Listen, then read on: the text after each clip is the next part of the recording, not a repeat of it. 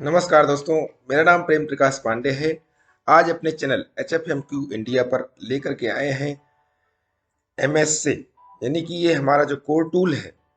तो उस core tool में से एक कोर टूल है MSC, जिसके बारे में हम आज जानेंगे। इसके पहले हमने दो कोर टूल के बारे में बताया है। हम लिंक में उस डिस्क्रिप्शन डाल देंगे, आप उसको भी नॉलेज ले सकते हैं। तो चलिए, चैनल को सब्सक्राइब नहीं किया है, सब्सक्राइब कर लीजिए और देखते हैं MSC के बारे में।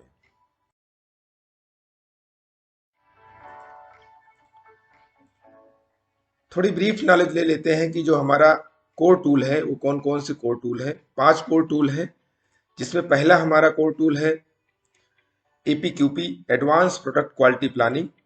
और दूसरा हमारा है PPAP, यानी कि प्रोडक्शन पार्ट अप्रूवल प्रोसेस।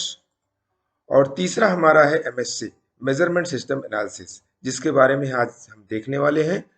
और चौथा है हमारा SPC, यानी स्टैटिकल प्रोसेस कंट्रोल। और पांचवा कोर टूल है हमारा FMEA, failure mode effect analysis. तो ये हमारे 5 कोर टूल हैं जिनके बारे में हम जानेंगे, और 2 के बारे में हम जान चुके हैं और तीसरा हम आज जानेंगे। तो चलिए आगे देखते हैं।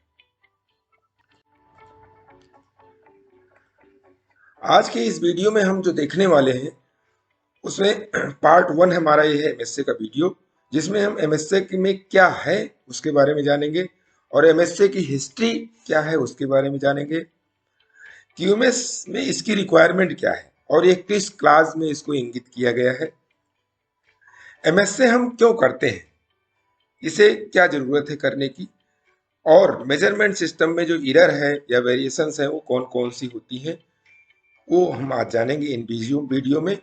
तो आज के इस वीडियो में ये इतने टॉपिक्स को हम कवर करेंगे, और पार्ट 2 हम आगे फिर उसको बनाएंगे और उसमें भी कुछ टॉपिक्स को हम कवर करेंगे, जिससे हमारा MSC पूरा टॉपिक्स कवर हो जाएगा। तो चलिए देखते हैं MSC क्या है।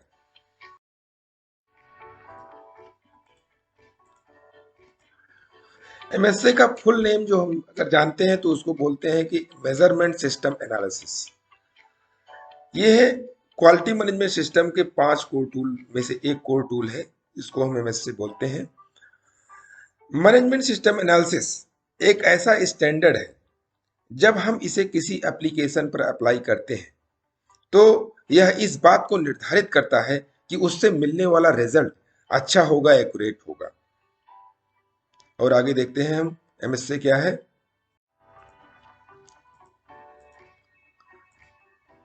MSC assess the adequacy of a measurement system for a given application। कहने का तात्पर्य है कि MSC किसी भी एप्लीकेशन के लिए माप प्रणाली की पर्याप्तता का आकलन करता है। MSC यह भी बताता है कि मेजरमेंट प्रोसेस के भीतर मौजूद amount of variation overall process के वेरिएबिलिटी में कितना कंट्रीब्यूशन कर रहा है। इसको हम एक्सपेरिमेंटल के द्वारा और मैथमेटिकल मेथड के द्वारा ज्ञात कर सकते हैं। MSC की हिस्ट्री क्या है इसके बारे में जान लेते हैं। MSC को 1990 में automotive industry action group AAIG ने डेवलप किया था, और इसको जो इसके एडिशंस आए थे वो 1990 में पहला एडिशन था, दूसरा 1995 में, तीसरा जो है हमारा 2002 में, और लास्ट एडिशन जो अभी चल रहा है फोर्थ एडिशन वो 2010 जून में आया था। तो जैसा कि हमने पहले बताया कि इस समय फोर्थ एडिशन का उपयोग हम कर रहे हैं, जो कि जून 2010 में पब्लिश किया गया था। अच्छा, इनको पब्लिश किसने किया है, इसके जन्मदाता कौन है? इसका उपयोग ऑटोमोबाइल इंडस्ट्री के जो फोर्ड है, जनरल मोटर है, क्रिस्टलर है, उनके द्वारा किया गया था। और इस समय इसका उपयोग सभी ऑटोमोटिव और नॉन मोटिव कंपनियों में होने लगा है।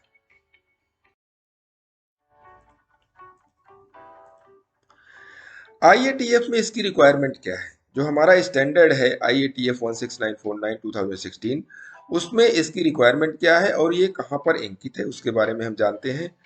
तो IATF के क्लास नंबर 7, जो कि हमारा 10 क्लास है, 10 क्लास में 7वां क्लास जो है हमारा सपोर्ट है, उसमें यह इंगित किया गया है। उसमें उसके सब क्लास में 7.1 जो कि रिसोर्स है उसके अंतर्गत है ये, और उसमें भी जो 7.1.5 यानी मॉनिटरिंग एंड मेजरमेंट रिसोर्सेज है उसके अंतर्गत हमारा MSC को लिया गया है।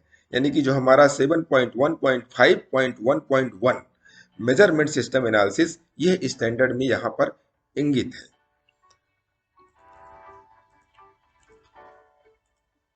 मेजरमेंट सिस्टम एनालिसिस बोलता है कि जब भी हम स्टैटिकल स्टडी करेंगे तो यह एक ऐसे सिस्टम से करेंगे जो कि एमएसए स्टैंडर्ड के अनुसार हो, जो कि हमारा स्टैंडर्ड की रिक्वायरमेंट यही है। कहने का तात्पर्य है कि जो भी मेजरमेंट सिस्टम उपयोग कर रहे हैं पहले उसका एमएसए करेंगे, और जब एमएसए की शर्तों को पूरा करेगा तो ही उससे स्टैटिकल स्टडीज करेंगे, ताकि हमें अच्छे एक्यूरेट रिजल्ट मिल पाए। ये हमारे स्टैंडर्ड की रिक्वायरमेंट है, क्यूएमएस की रिक्वायरमेंट है। Prioritization of MSA studies should be focused on critical or special product or process characteristics. MSA में ये भी बोलता है जो स्टैंडर्ड की, आपका जो फोकस होना चाहिए क्रिटिकल और स्पेशल प्रोडक्ट जो हैं उनके ऊपर, और जो कैरेक्टरिस्टिक्स जो प्रोसेस हैं जो अच्छे, उनके ऊपर भी फोकस होना चाहिए, उनका एमएसए होना चाहिए। एमएसए हम क्यों करते हैं, इसकी क्या जरूरत है, उसके बारे में जानते हैं। एमएसए का उपयोग सिस्टम की एक्यूरेसी, प्रिसीजंस और स्टेबिलिटी को एवेल्युएट करना और मेजरमेंट सिस्टम को वैलिडेट करने के लिए किया जाता है। MSA man, method, material, equipment और इन्वायरमेंटल का कॉम्बिनेशन होता है। एमएसए में इन सभी को स्टैंडर्डाइज होना बहुत जरूरी है, तभी एक स्टैंडर्ड मैनेजमेंट सिस्टम स्थापित हो पाता है। और आगे देखते हैं हम एमएसए की क्या जरूरत।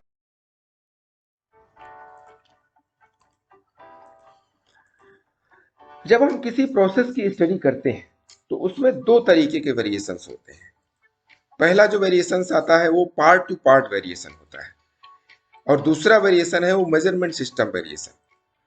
तो जो पार्ट टू पार्ट वेरिएशन होता है उसके बारे में जानते हैं। पार्ट टू पार्ट वेरिएशन जो कि स्पेक वैल्यू होगी, उससे जो अलग वैल्यू होगी वही हमारा पार्ट टू पार्ट वेरिएशन कहलाता है।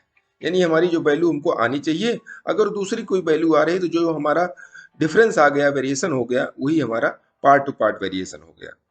और दूसरा हमारा है कि वह वेरिएशन जो मेजरमेंट सिस्टम चेक करने के तरीके के कारण होता है।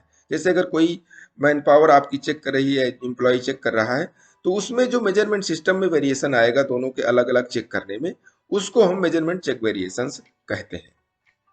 और आगे हम देखते हैं,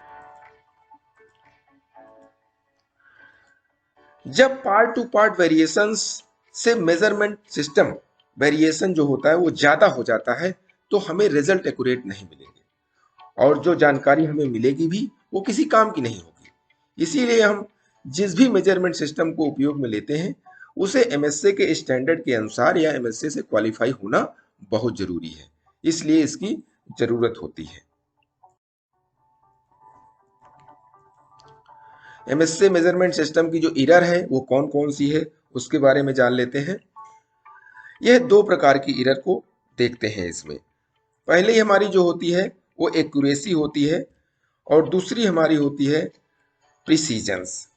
एक्यूरेसी क्या है, जब किसी भी पार्ट को मेजर करते हैं तो जो वैल्यू मिलती है और जो पार्ट की एक्चुअल वैल्यू होती है, उन दोनों के बीच में जो डिफरेंस होता है उसको एक्यूरेसी बोलते हैं। यानी ये जो एरर आती है उसे एक्यूरेसी एरर बोलते हैं। आगे हमारा है प्रिसीजंस क्या है। एक्यूरेसी एरर तीन प्रकार की होती है और इन्हें इंस्ट्रूमेंट कैलिब्रेशन के टाइम पर ध्यान रखा जाता है।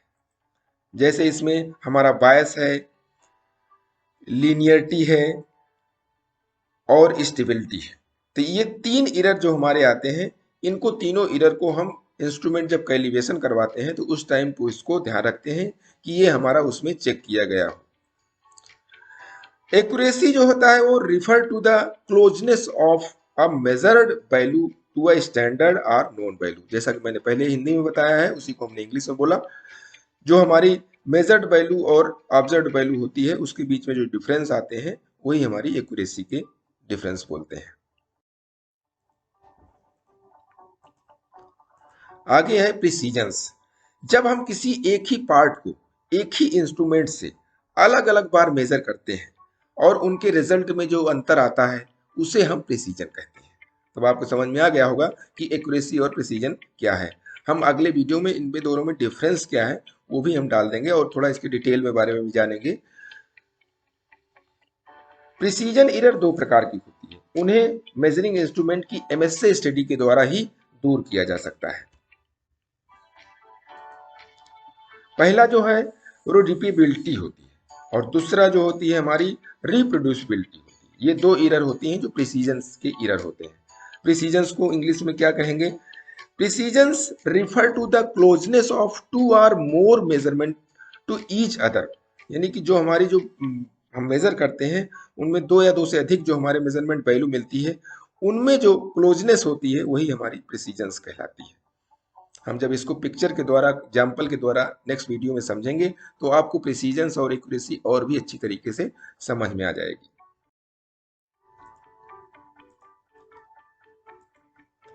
नेक्स्ट वीडियो में जो हम देखने वाले हैं वो देखेंगे, जो हमारा पार्ट 2 होगा, एक्यूरेसी और प्रिसीजंस की डिटेल्स को समझेंगे और बायस, लीनियरिटी, स्टेबिलिटी, रिपीटेबिलिटी या रिप्रोड्यूसिबिलिटी क्या है उसको भी हम बाकायदा स्टैंडर्ड के द्वारा समझेंगे। और गेज एंड आर क्या होता है, गेज आर एंड आर भी क्या होता है इसके बारे में भी जानेंगे। और हम ये भी जानेंगे कि एक अच्छे मेजरमेंट सिस्टम की क्वालिटी क्या होनी चाहिए। तो दोस्तों यहाँ तक की जानकारी आपको दिया हमने और इसमें जो भी आपको नहीं अच्छा लगा या जो भी आप नहीं समझ में आया आप कमेंट्स में लिखिए, हम उसको नेक्स्ट वीडियो में कवर करेंगे। और तब तक के लिए छोटों से मिले प्यार और बड़ों से मिले आशीर्वाद और भगवान के सहारे के साथ यही कहता हूँ कि काम तो सभी करते हैं पर काम करो कुछ ऐसा कि उदाहरण बन जाए। ये आपको टॉपिक अच्छा लगा तो लाइक कीजिए, अपने इष्ट मित्रों में भी शेयर कीजिए, नॉलेज बढ़ाइए उनका भी, और कमेंट्स जरूर कीजिए। और चैनल को अभी तक सब्सक्राइब नहीं किया है सब्सक्राइब कर लीजिए। और नेक्स्ट जो हमारा पार्ट 2 है उसको पाने के लिए आप प्रेस बेल आइकन।